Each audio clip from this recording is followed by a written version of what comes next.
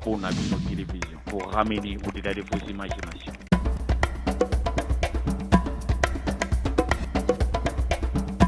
PNB TV pour Nabino Télévision. Dans le cadre de l'émergence du Congo. Maman ya diaspora, boss adhéré na conseil local biso. Chaîne des œuvres, boss adhéré na conseil local biso. Conseil, tous les services communautaires. Conseil pour l'émergence du Congo. Conseil, Ingeta, Ingeta, Ingeta.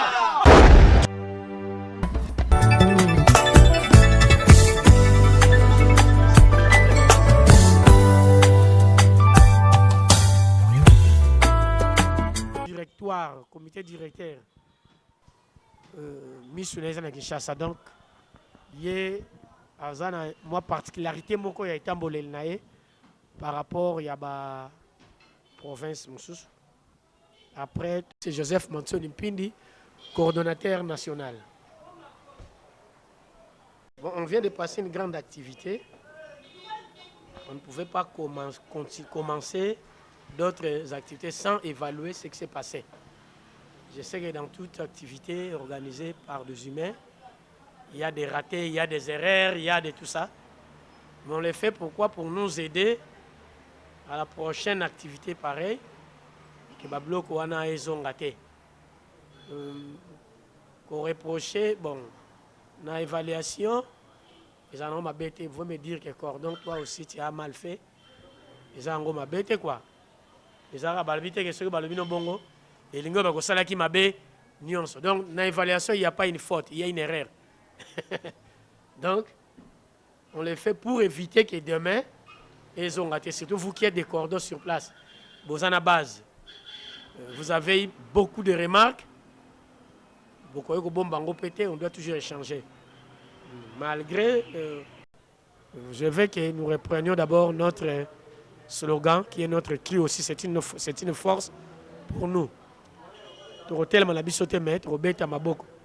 on dit COSEC, tous au service communautaire, COSEC pour l'émergence du Congo, COSEC, aujourd'hui nous allons ajouter.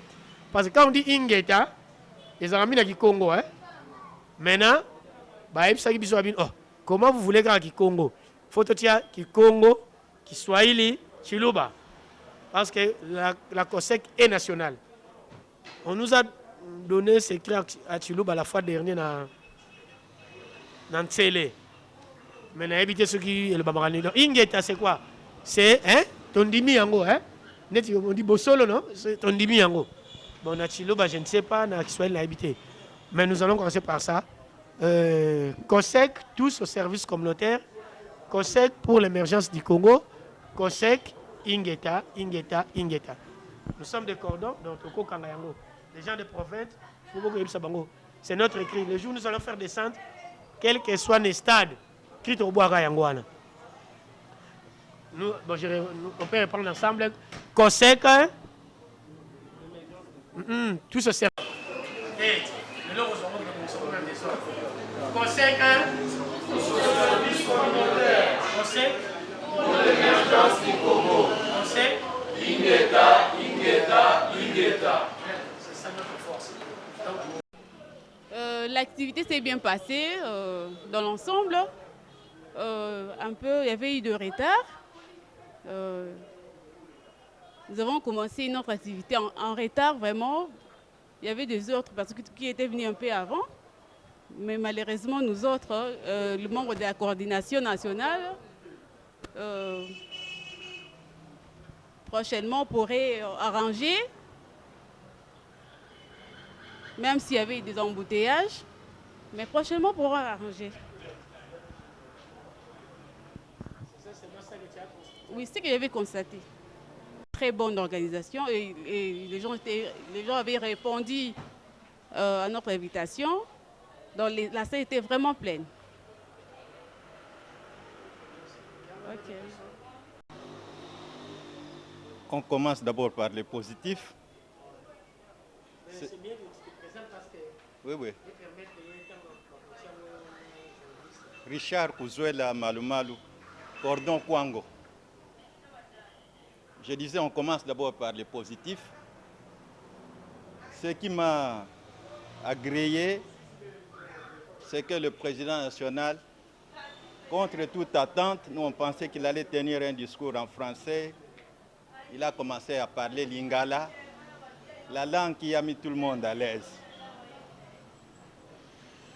Vraiment, sur ce point-là, par rapport au cordon national qui a commencé en français, et quand il est venu, vous avez trouvé que la salle était bien agrémentée parce qu'il a parlé en lingala.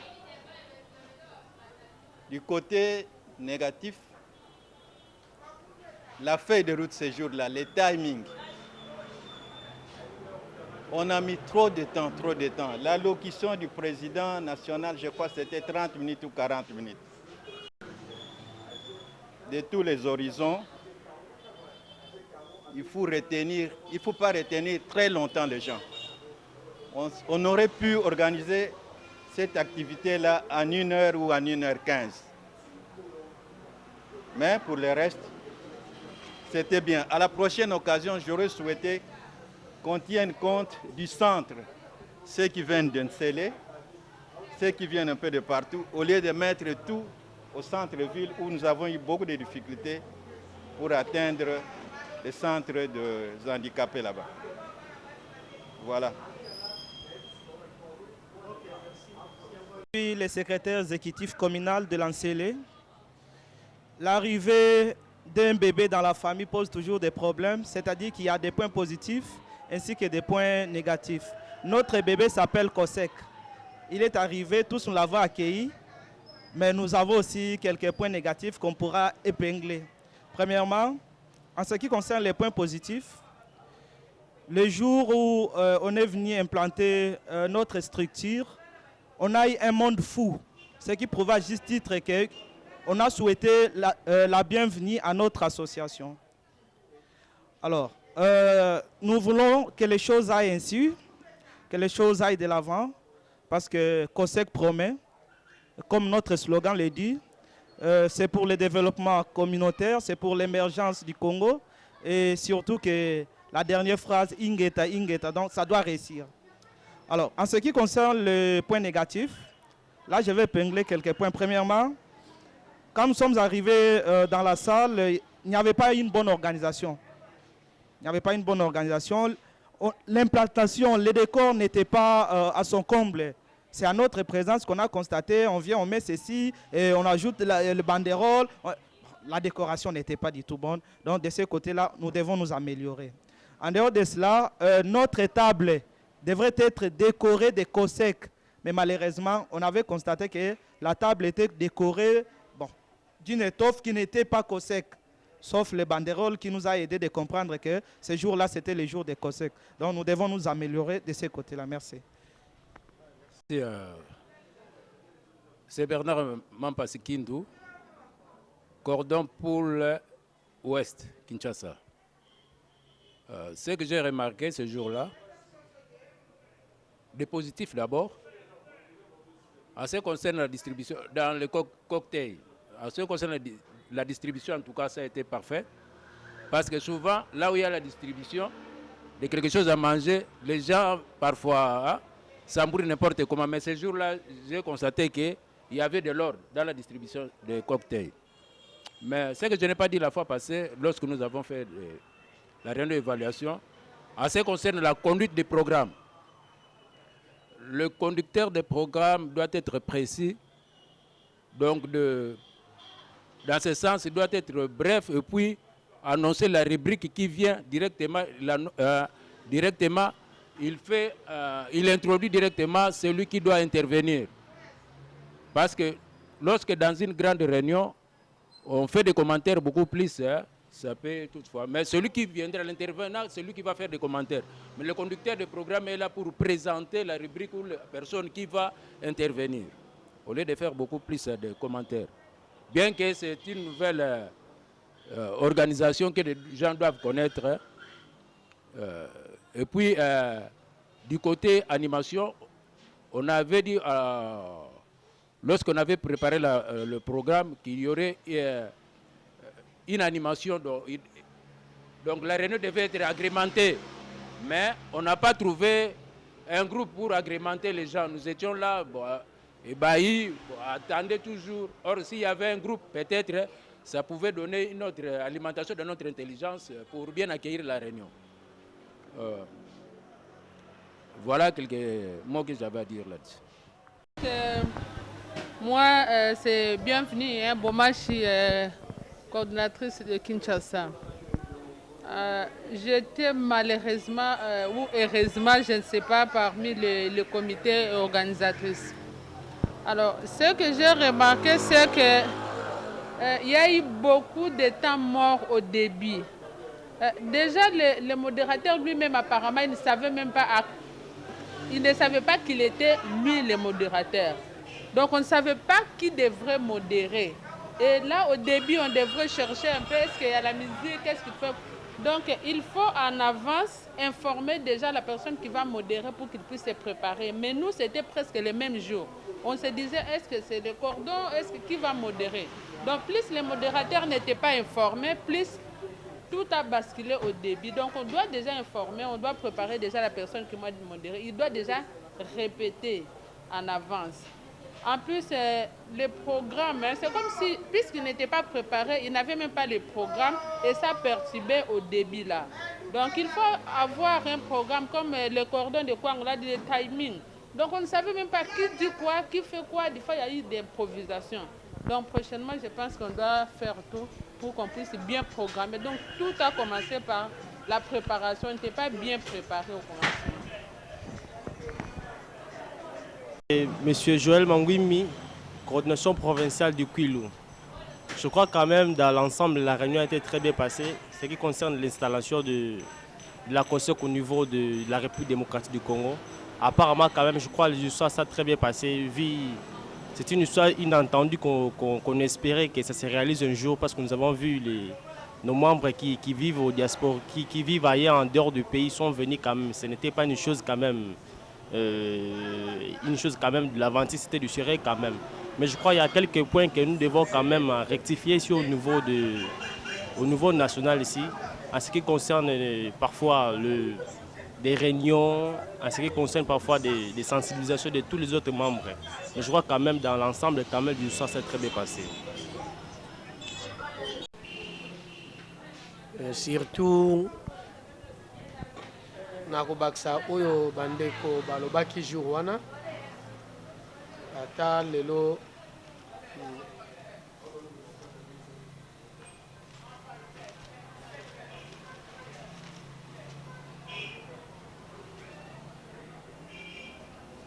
oui, respect des temps, oui, respect des temps ezalaki penza bien te. En commençant par moi-même, je sais que si je bloqué, parce que c'est moi qui devrais arriver avant. Mais on n'a pas besoin d'expliquer ici. Mais réseau est normal. Et on a pour les gens qui cause. Moi, je suis Sabino Boye, et Zala quitté.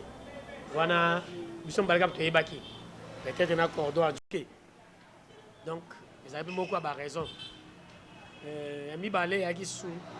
La lettre oyo bapesaki bino la décision nani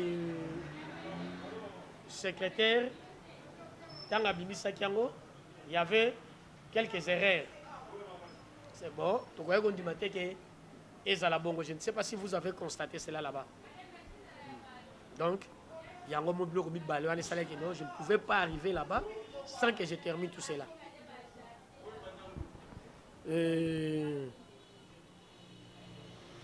Il y a, je ne sais si vous avez constaté, les amis ont dit ça la fois dernière.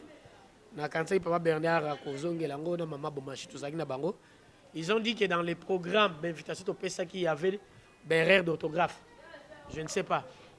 Il y avait des erreurs d'orthographe. Ils nous ont fait remarque que ce sont des invitations et ils ont une autorité. Donc, les erreurs à Bongo et Salé Maraté. À la prochaine. Oui. Déjà secrétaire dès le début. Zalaki moins que Tozongaki. Donc, parce que Bandaki Ango, il a laissé dans la machine. Il n'a pas terminé. Maintenant, l'autre venait comme il faut abimisa.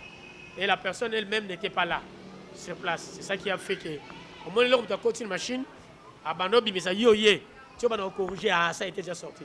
D'abord, déjà, maman Bomachi a constaté, moi, le timing, Zaka moi moulaï. On est là qui, au besoin de la première invitation, les barrières. Mais la deuxième invitation, vous allez constater qu'il y avait deux invitations. Ce hôtel, le timing, bon, mon invitation, mon sous-sous, le timing est différent. Na il y a mis balai. Donc, ce qui est pas nayo, il y avait une erreur d'orthographe, na voisin Zalagité. Passons des remarques, les gens invitations, c'est Bimi et Salimaki. Nous, on a constaté ça un peu en retard.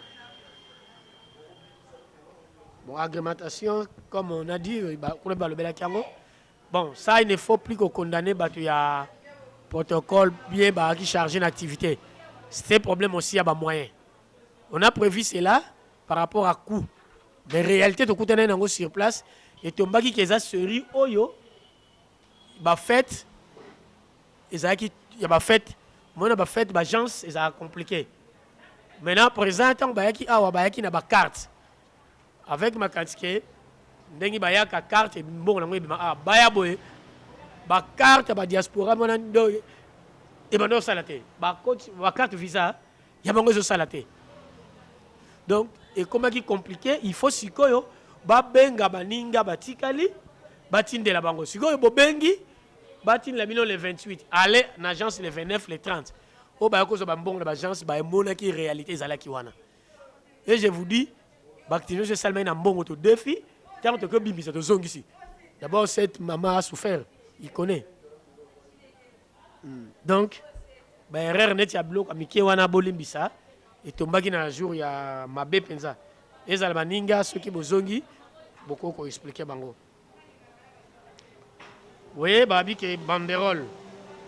Et ça mène en retard. Bon, là je sais pas.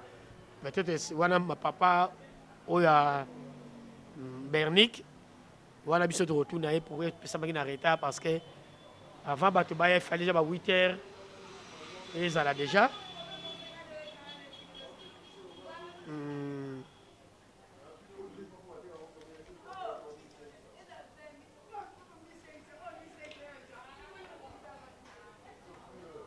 Bon, moko babimisa kiawa, balobi que distribution ya mbongo.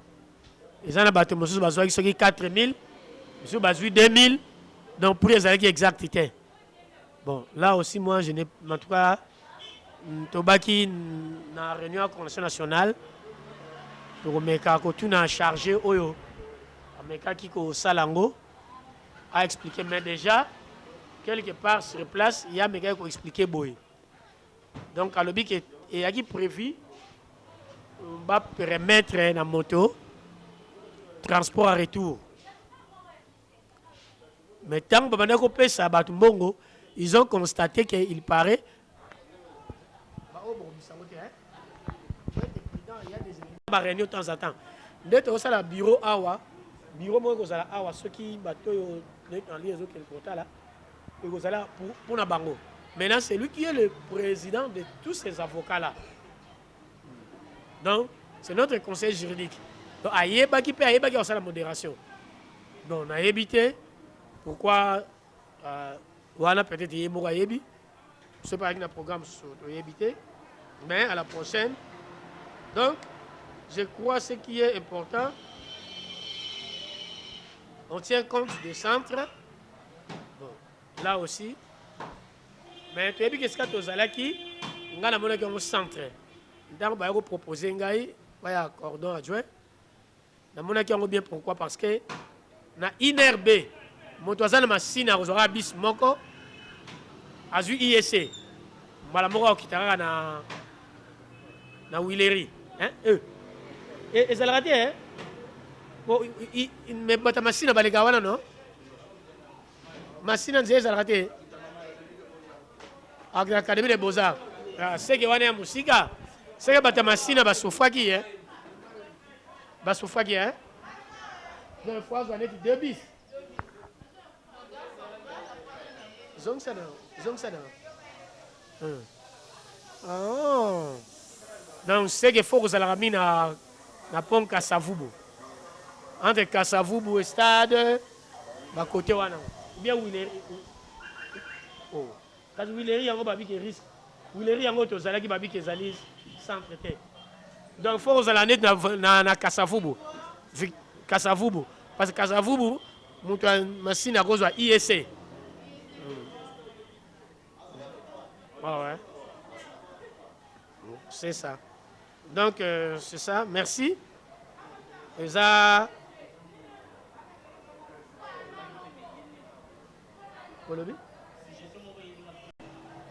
La majorité de personnes disent que discipline est un mot-clé dans l'activité nyonso et salamana mokili, même à l'église, même du côté religieux et consort. Dans mon qui manque il y a discipline la fin. Lorsque l'activité est sili. Après si mot d'ordre dans modérateur, Batouba Bimate, c'est là, président, le secrétaire en fait, le corps administratif, ceux qui ba bimi, des membres, ou bien les cordons provinciaux et consorts, des Rolanda. Mais chose étonnante, activité est sili, modérateur. Alors, qui message wana, mais bande comme subakomi ko bima déjà en avance le président national nanu abimi na saleté. Ba corps administratif nanu babimi na saleté. Or ezaki prévu cordon, secrétaire, président et les autres babimi en avance et le reste donc et là on a reçu na ba cordon provinciaux ou communaux.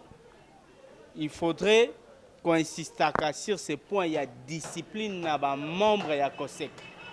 Merci. Lobby sur la discipline. Non, soyons sincères. COSEC est un bisson. Tant que si Kamoko Zotamolate, tous en a droit à Koloba. Chose claire et chose vraie. Le modérateur a failli à sa mission. Et là, on sort c'est ça. Parce que Moutou Oyo, modérateur, ou a salara déjà Maramouana trop, à quoi nous sommes en avance. Parce que Naïne Moutnakende Koebisa a annoncé Batouba Bimate, ti, président Barobima. Yémo face à Naïmo déjà à table ébisioté. Donc à la prochaine, il faut tout le modérateur Moussous. C'est ça. Modérateur azali clé ya activité eza bato bakola la te grâce à modérateur ce modérateur au moni sengeli totelema et c'est fini c'est foutu. Donc bon musala be senga eza bato nyoso te eza bato bazana na likabwango si notre directeur programme biso akei ya kufaki ya la makasi mais la prochaine toza awa peut-être aux alandego oyo. Donc, pour ne pas traîner passer le temps seulement sur ces points-là, nous continuons à mon deuxième point, programmation des activités 2022. Pour les activités 2022,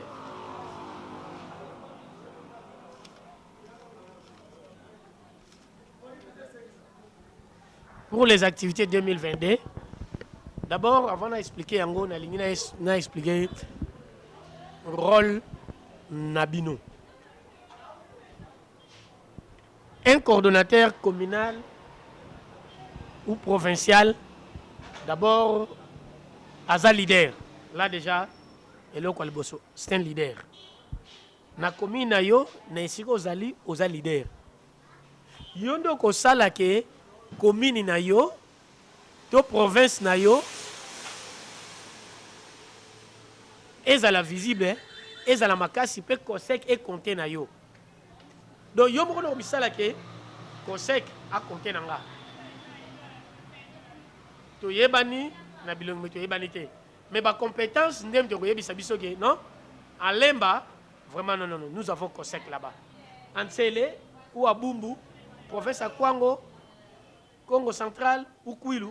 C'est à toi. Il y aura une formation sur le leadership. Mais pour aujourd'hui, il y a un autre parce qu'il y a une formation pour ça. Mais leadership, d'abord, ils ont 40% au total de la formation. Mais 60% c'est naturel. Les gens, il n'a pas étudié, mais il est leader. Mazama casse sur le terrain. Mais au total, il y a des stratégies, ceux qui déjà ont un côté, à tout forcer. Celui-ci a des compétences, hein, mais sur le terrain, rien. Il faut les créer toi-même. Deuxièmement, vous êtes des animateurs. Vous êtes des animateurs. Pourquoi animateurs? Parce que, tu sali ma remarque, il y a un modérateur, non? Modérateur a failli dans sa mission, dit Papa Eli.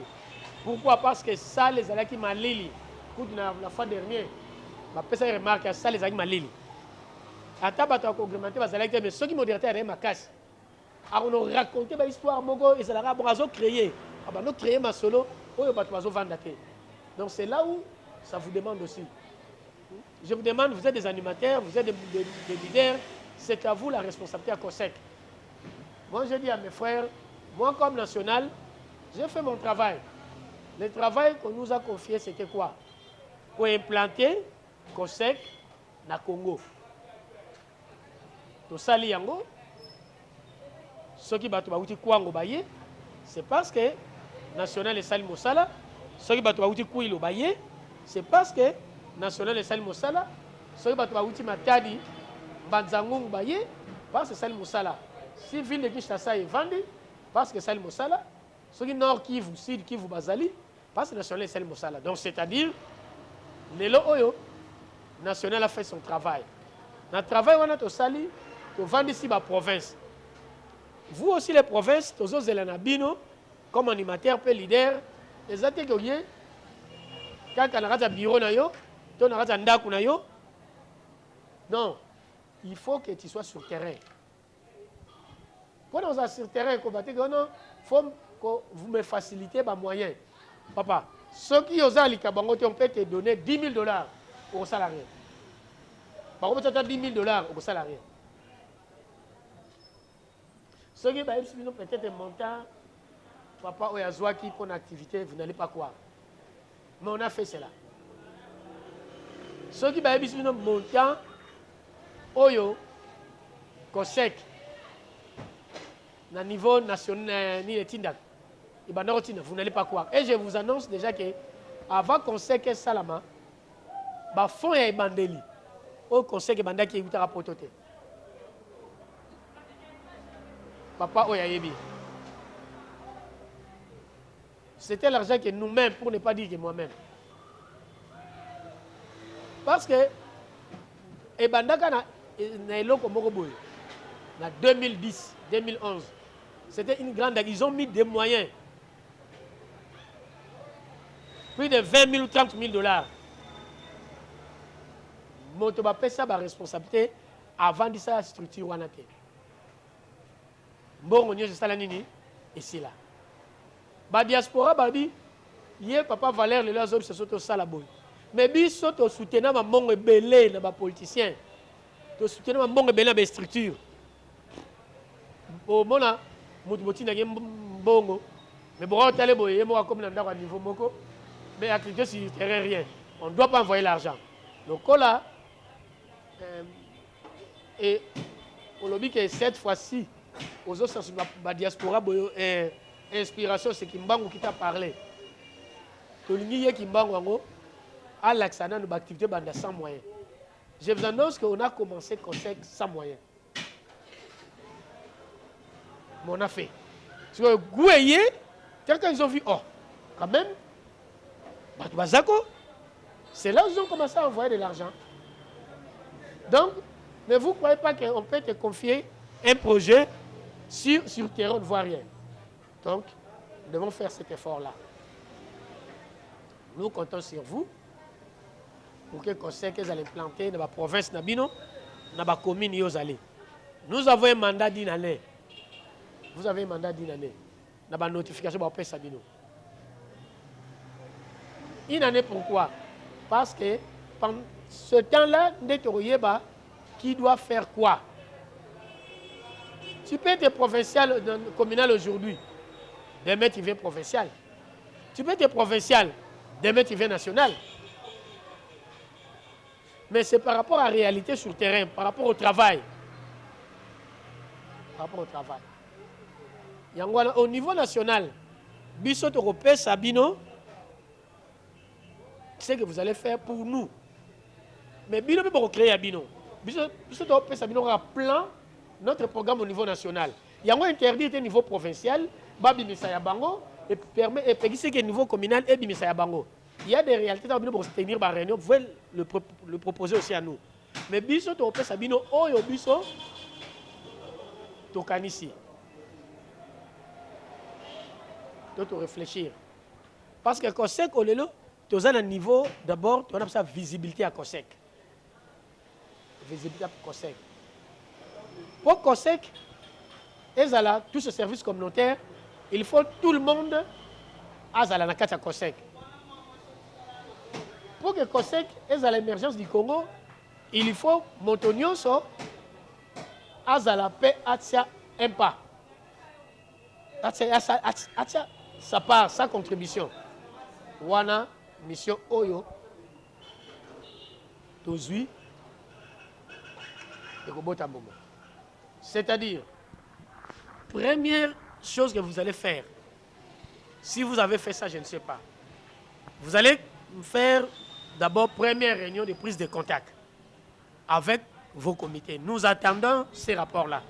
Sur vos accords communal, donc cherchez les voies et moyens de tenir déjà une réunion avec les membres de Nayo, et la Bisso, parce que Bisso par rapport au quel que soit le niveau provincial, quel que soit le niveau communal.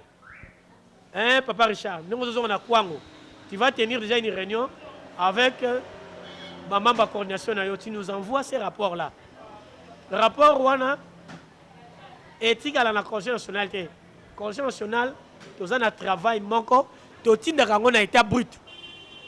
Donc, on a été brut. Secrétaire général de Solegnaye, il faut qu'il ait été brut. Pour permettre que comment commune ils ont fonctionné, ils ont travaillé, professeur ils ont travaillé. Nous aussi, au niveau national, nous avons notre rapport à faire. Tout ça, le rapport, il y a un mensuel par rapport, il y a un rapport Nabino. Ceux qui n'ont pas Bumbu, n'ont pas Monga Fula, n'ont pas Nini. Quand je prends cela, je demande au secrétaire Sali Yango, entre-temps, annexer le rapport au Yabino et Kebongo. Donc, au mois de janvier, si tu comme en fin janvier, première réunion, tout ça, pour ça, ils allaient réunion de prise de contact. Après réunion de prise de contact, nous allons essayer, on a essayé de scinder. Nous vous présentons des grandes activités que vous allez faire. Mais il y a une activité à Mike et Kozala. On va commencer à vous inviter dans l'activité Moussous. Il y a une activité, on va vous inviter, on va échanger. Je vous communique déjà en passant, chaque premier samedi du mois, nous avons réunion avec les coordonnateurs nationaux, provinciaux. Province, Bakotuna, ça va passer comment? Tous à la réunion, tout ça la réunion, na Zoom. Le rôle de Zoom est difficile pour la province. Pour nous, ça na Zoom. Maman Bomachako Taraming ya Zoom. On a déjà comme expert. Na ba diaspora tout ça là na ba on a comité directeur. Mais biso mo pe awa, tout ça la réunion chaque premier vendredi du mois. Dans une réunion, il y a un coordonnateur provincial Nyonso. Kwango, Kwilu, Congo central, Sud Kivu, Nord Kivu. Balobi na biso to yokana ki to sala na WhatsApp maman Bomachi.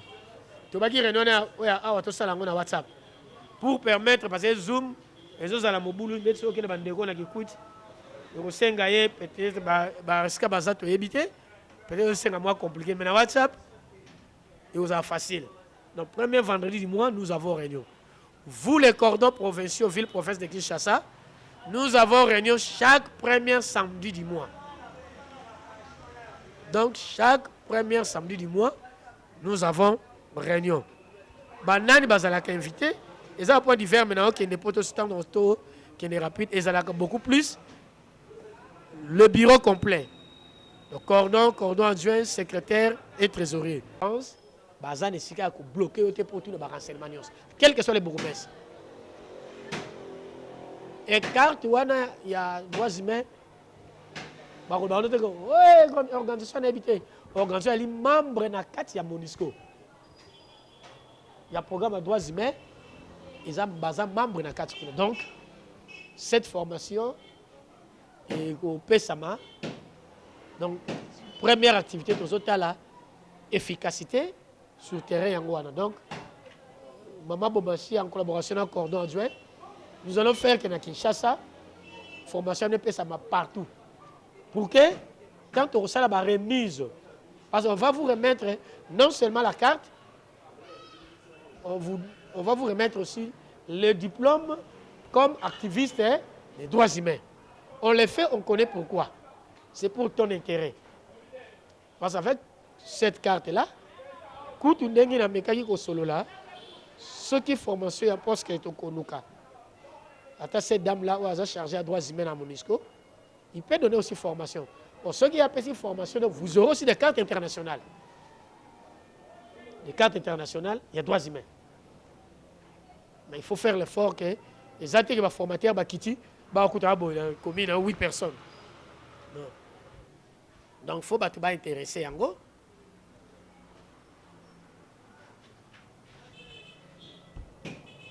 Deuxième activité, c'est parmi les activités que nous allons faire.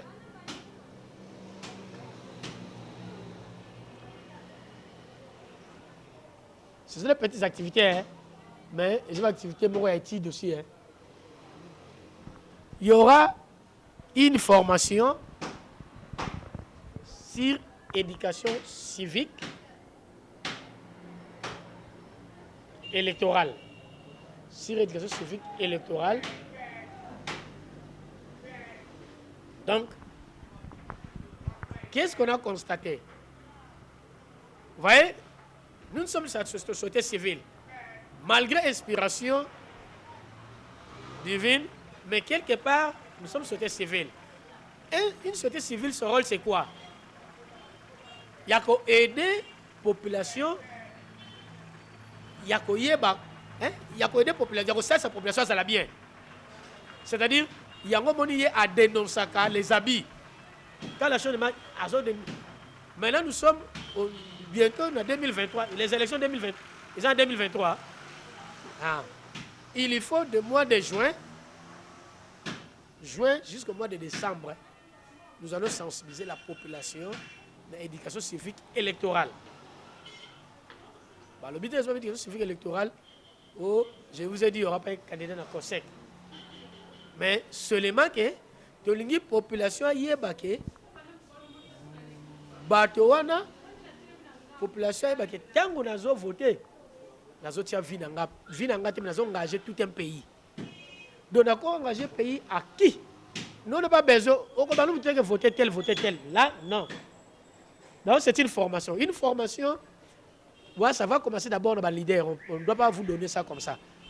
Donc, il y aura des formations de sensibilisation.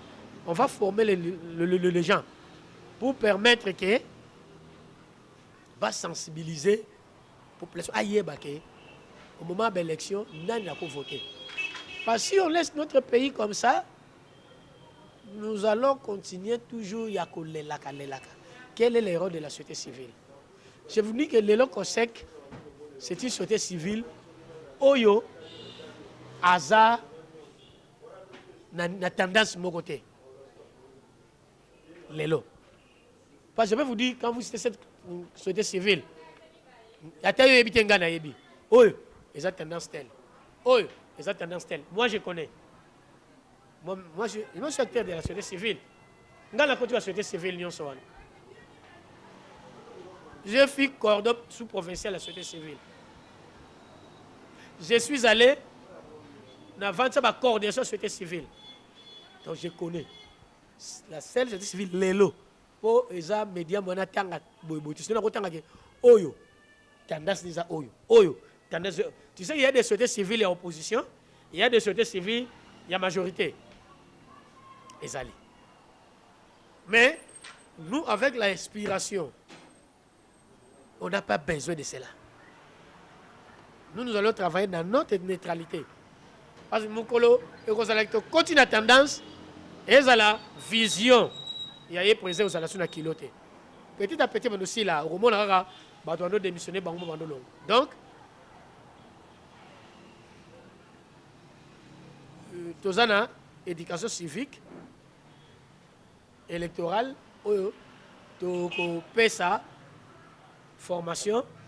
C'est à vous de voir, chacun dans sa commune, dans sa province, à côté de la PESA, pour que la patience dort déjà. Je suis dans un faux modérateur, dans un lemba. Je suis dans le barreau sango. Fatigue à voyage, hein? Donc, modèle des amours mingi. Seulement pour réfléchir, modèle Moussou Ezali, formation sur les wana, des modules Oyo, to Pessi Yango, dans le cadre, il y a visibilité à COSEC. C'est-à-dire, la formation à droits humains. Wana, les amoko, il y a module, il y a visibilité parce que, Pessi Yango, Banini, Tokiti, éducation civique et électorale. Maintenant, module, M. Zali, à ce qui concerne pour le développement. Dans le développement, notre problème ici, Congo n'a pas un problème seulement aussi, il y a Kozanga Mbongo. Les Congolais ont l'argent. Mais le problème à Congo, pauvreté, Nabiso, et Zali, nous-mêmes, nous ne savons pas comment gérer notre argent. Je peux vous poser la question aujourd'hui. Attends. Yaya. Ah, ngalo so mituka. Omoni. Sikoyo, ceux qui ont na Nations Unies. Oui, on a dans un projet 80 000 dollars dans ce mituka. Et c'est lui. Bah on peut son bon. Parce que bah bon, c'est que peut son bon. Mituka on joue ça l'accident. C'est un bon côté. Marque un projet. Yango wana, on a compris que na katia conseil comme toi là si il y a développement, il faut baser sur la formation.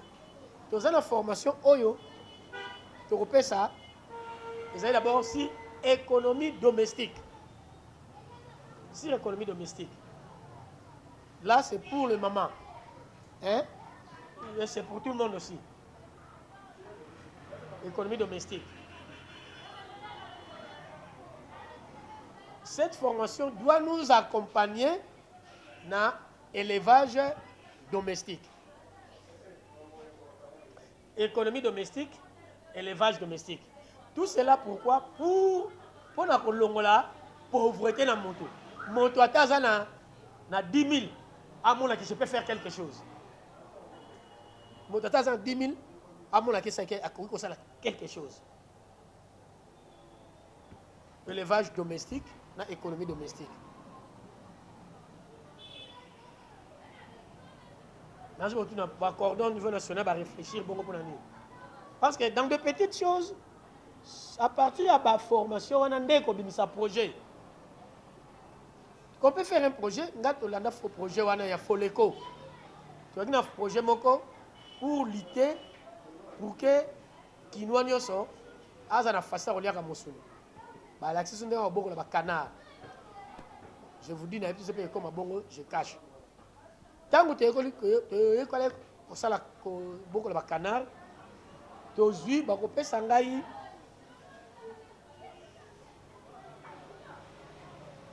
On peut s'engager des canards. Si on a des canards, on peut s'engager.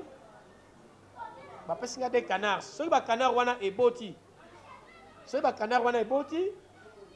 Na vu, bandami balé à bassi na pesio. On a natikali ko boko. Yopé, ceux qui a yo, ba boti, aux idées au pesier. Pour permettre que pendant 2 ans, quartier wana nyonso, motaza na façon pour la canard. Père Kolia viande fraîche. Projet, il faut le travail. Vous ne savez pas si c'est un projet aussi, mais moi je dis cela. Donc, pour ce cas ici, en entendant d'autres Oekoya, nous allons travailler sur Bilokwana, mi-balai d'abord. Après 6 mois, de juin jusqu'au mois de décembre, nous avons aussi la sensibilisation, éducation civique et électorale. De janvier jusqu'au mois de juin, formation sur le droit, sur l'entrepreneuriat et droits humains. Ou bien Bobalo Kaka. Oui. Allô, présent. Allô? Oui, mais bonjour. Oui, nous avons une réunion dans la coordination à la commune. Bon, dans quelques connexions provinciales aussi. Mais le problème se posait, problème de la carte. Il fallait qu'on livrait quelques personnes qui ont carte. Et ils ont la diaspora, il fallait bima. Maintenant, il y a un audio qui signé un papier ou scanné au Tindeli Bernic pour accorder la machine. Mais jusqu'à la signature, nous sommes maintenant bloqués pour nous remettre la carte. Je ne sais pas. On fait comment? Le cas de Kinshasa est très différent du cas de province. Notre pays, c'est un continent. Il est grand en superficie. Prenons le cas de Kenge. Le chef-lieu, c'est Kenge. La province est très vaste, a une forte superficie. Un territoire tel que Féchi. Féchi est séparé de Kenge à plus de 300 ou 400 km. Il faut une formation qui passe par 2 étapes. La formation des formateurs, c'est-à-dire les premiers qui sont formés vont restituer cette formation-là à 2 ou à 3 niveaux. Parce que nous parlons de communes, nous parlons de secteurs, nous parlons de groupements. Alors pour Kinshasa, étant donné que vous êtes sur place ici, le transport n'est pas aussi difficile, facile qu'à l'intérieur. Voilà au moins la préoccupation pour nous qui sommes en province. Mise, il y a un diplôme ou une carte nationale à Rokita.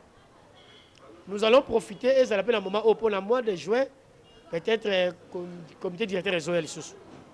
Pour une année, il y a COSEC, le 30 juin. Donc, papa, quand vous rentrez là-bas, vous savez l'effort que vous formez des activistes mingi. On va leur remettre le diplôme nous-mêmes. Nous allons descendre là pour remettre le diplôme et les brevets.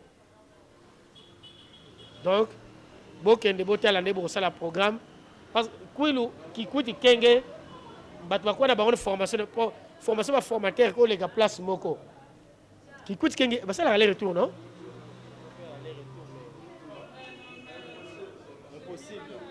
Pour appeler ça formation, on va côté Google, côté Fovama.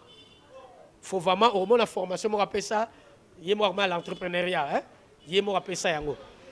Soko côté Rozoa yango, Rozoa penza modi yango. Rozoa yango. Donc na Google to na nini, au côté moko a publié yango, kutu na rosengaye, ba bazana ba groupe na Nicolas na rotinda ngo pe na ba groupe. Sur l'entrepreneuriat. Si vous avez un peu de la commune, si vous avez un peu de formation, vous avez un juriste, mais vous avez une formation. Vous avez une formation, vous avez une patience, vous êtes capable de faire ça. Ah, ok déjà. Donc c'est ça. Et ça que dans la lettre, il y a une notification awa.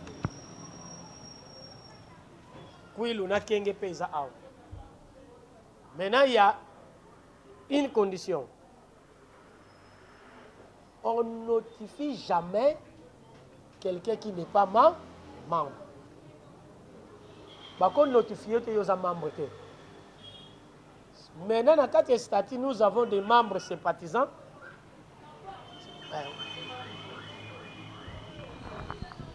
Les grands problèmes, c'est que awa. Ou ils ont une notification au comité directeur à Salé. Avant qu'il ba liste au pesa qui ba cordon communal na province, bango bateli ko remplir, on va voir que au signature la secrétaire générale. Maintenant, on ne peut pas notifier la personne qui n'est pas membre. Nous avons trois catégories de membres. Nous avons des membres d'honneur, nous avons des membres sympathisants, nous avons aussi des membres effectifs. Membres d'honneur, c'est qui? Moto Oya Tiaka Mbongo est belé pour nous soutenir l'activité. Il se limite là-bas. Membre effectif, elle est membre Oyo Aza Penza membre. Donc, il y a Penza membre. Membre sympathisant, bon, Aya Kaka, dans l'activité, on a participé, mais il n'est pas membre. Maintenant, ban notifié qu'un membre effectif. Vous tous, vous qui êtes ici, vous êtes des membres effectifs. Mais pour confirmer que tu es membre effectif, il y a une condition. Marcelo, qu'est-ce un membre effectif? La carte. Premier élément, c'est la carte. Parce que comment on te notifie? Toi, tu n'as pas une carte. Qu'est-ce qui prouve que vous êtes membre? C'est ça le problème. Mais tout le monde. Il y a le bosso qui y a eu. Monsieur Kuzoué Lamolo, coordonnateur provincial du Kwango. Parce que vous allez rencontrer, si c'est la maire, na notification, na décision, na statut, na yango qui ne présentait que moi je suis le coordonnateur provincial du Kwango. Regarde. Toi tu as ta carte, non? Tu as acheté la carte. Donc, vous avez un droit à Yanine. Donc, celui qui a son carte, sa notification reste. Sa notification reste. Vous m'avez compris? Je pense que c'est une organisation. Donc, ceux qui ont eu, ou son carte, directement, on te donne la notification pour les membres. Ba notifier à Nani. Ba notifier à Oyo Azana carte, il y a coordination. Si tu es membre simple, au remplir fiche, aux 8 cartes, c'est fini, tu es déjà membre. Mais les cordons adjoints, secrétaires, vous avez droit de l'en avoir. Et dans la commune, pour dire maillot, il faut avoir cette notification. Il faut numéro, oh, il y a une carte, la carte est biométrique. Numéro yango, et au compte en site nabiso. Donc, ceux qui montent à celle-ci carte à l'okuta, toko kangelende ni tangu bakoya ko benga biso. On a scellé to moni mutu moko na carte na bino, il dit qu'il est membre ya COSEC mais tala makambo sali. Soka betianga l'okuta tangu conseiller juridique akoya, to chargé à sécurité na biso. C'est un policier, pardon Bolimis. Bon, parce que bon, Kaza peut cadre quand même. Akoya conseiller c'est avocat Akoya akotala. Soka tali akopé sa biso ka numéro wana. Ah, numéro 0, papa, babeti. Ata sur place, il y a cause Google na ye. Abeti numéro ango. A côté ka COSEC. W abeti numéro. Soko ozali membre na biso kombo na yo ebimi. Soki ozali te malamoko on t'arrête. Nous avons des avocats, yo refoute à avocat. Biso te refoute à avocat te yebisa bango. Nous on ne doit pas payer les avocats parce que nous avons nos avocats. Mais toi tu vas commencer à payer les avocats. Moi, n'importe quoi d'avocat, à tes sali une année, tu ne sambaka, n'a refoutu avocat na transporté, il va aller pour répondre nani na COSEC. Mais toi, tu vas commencer à payer de l'argent pour l'avocat wana et qu'on a problème yomoko. Na bi ke bino yibate, mais boye bisa bango bongo. Papa Bernard. Ko bisa bango bongo. Ba me ka mutako sanamate, akokota prison, il y a usage de faux. Donc, il y a une fiche, on peut se fiche mususu parce que la fiche wana on peut ça yo, on tient numéro ya yo ya na carte. Les avantages ya membre COSEC.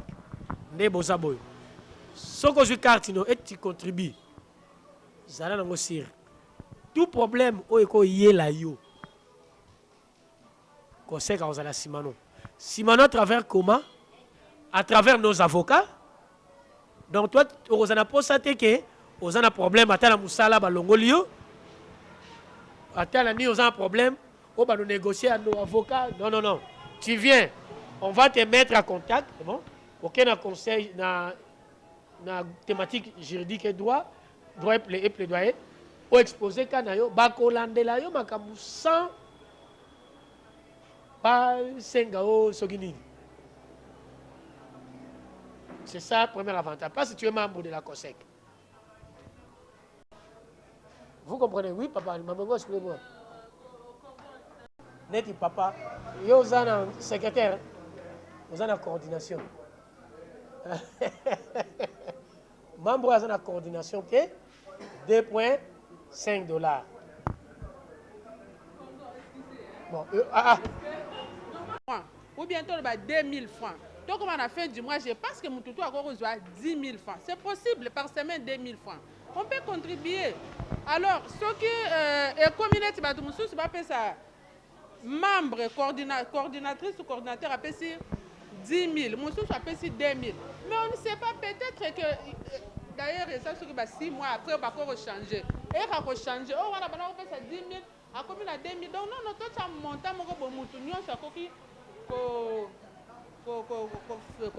on contribuer. Donc, tout ça monte, on fixe le lieu je pense que c'est ça. On te remet la carte. Ta carte n'est pas pour toi. Cette carte-là est gratuite, mais on te considère que tu es membre. Donc, ton argent, on va mettre ça là-bas comme contribution. Mais pour confirmer ta carte, que tu es membre, tu dois rester à contribuer jusqu'au... Tu comprends, non? C'est-à-dire que nous avons la COSEC, s'il vous plaît. COSEC, contribution 5 000. Mais ceux qui n'ont pas côté, on me donne la carte. Ça va? Ça va? Ok. Je paye, que je termine, pardon. Que je paye 5 000 francs. Yango. Ah, papa, aux hommes, messieurs. Pam, pam, pam, pam. Bah, confirmer aux membres. Parce que carte, bah, PCO. Ça va, non?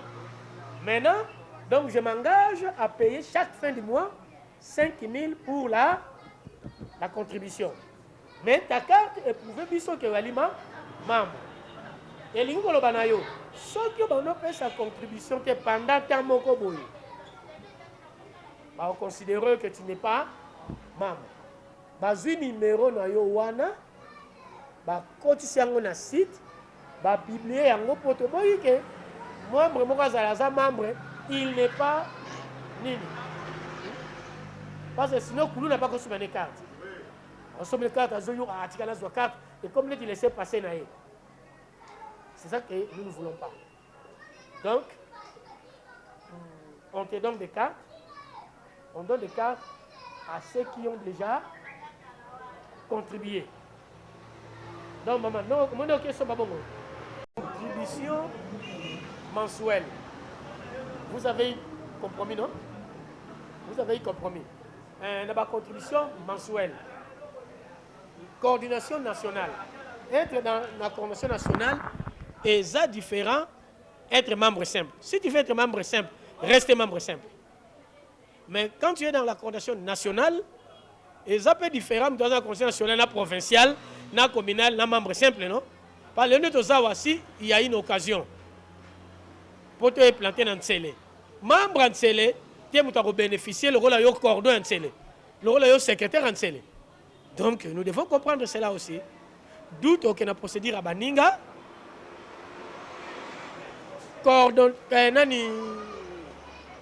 Membre simple.